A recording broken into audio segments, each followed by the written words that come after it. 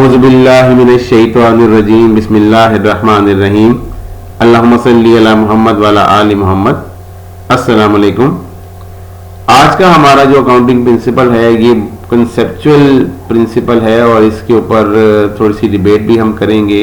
इसके ऊपर बेस करके बहुत सारे अकाउंटिंग स्टैंडर्ड्स डेवलप किए गए हैं और यूज़र को इंफॉर्मेशन प्रोवाइड करने के हवाले से ये एक बड़ा इम्पोर्टेंट स्टैंडर्ड है या इम्पोर्टेंट कॉन्सेप्ट है।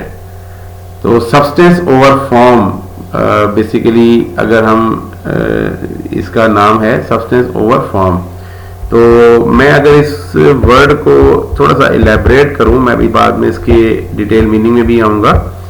तो सब्सटेंस का मतलब होता है इकोनॉमिक रियलिटी, ठीक है, और फॉर्म से मुराद यहां पे लीगल स्टेटस के हैं, ठीक है जी। और ओवर से मुराद प्रायोरिटी है। इट मींस के economic reality has priority over legal status, ठीक है। बाद औक़ात इकोनॉमिक रियलिटी जो होती है वो डिफरेंट होती है, लीगल स्टेटस डिफरेंट होता है, ठीक है। अगर ऐसी सिचुएशन है तो इकोनॉमिक रियलिटी की बेस के ऊपर फाइनेंशियल रिपोर्टिंग की जाएगी, लीगल स्टेटस को इग्नोर किया जाएगा, ठीक है। उसका रीजन ये होता है कि इकोनॉमिक रियलिटी यूजर्स के डिसीजंस पे इकोनॉमिक रियलिटी ज्यादा इंपैक्ट करती है, लीगल स्टेटस का इंपैक्ट यूजर की डिसीजन मेकिंग पे नहीं होता, ठीक है जी। चलिए इसके ऊपर हम थोड़ी सी डिस्कशन करते हैं। Financial statement should be recorded based on the economic reality rather than the legal form, ये बात हम डिस्कस कर चुके हैं। This principle ensure that financial statements provide a true and fair view of the companies financial position, और ये तभी होगा जब financial position, financial statement, financial performance economic reality की बेस के ऊपर बनाई जाएंगी। इसका पहला एस्पेक्ट है economic reality versus legal structure. Transactions should be reported based on their actual financial impact rather than their legal documentation, ठीक है। इसकी मिसाल आपको देते हैं। इसकी मिसाल चलिए अगला पॉइंट पढ़ने से पहले मैं इसकी मिसाल आपको देता हूं। इसकी मिसाल बेसिकली है लीजिंग। इसकी जो आइडियल एग्जांपल है वो लीजिंग की है। देखिए लीजिंग में क्या होता है कि एक एसेट एक्वायर किया जाता है और बिजनेस में वो इस्तेमाल किया जाता है।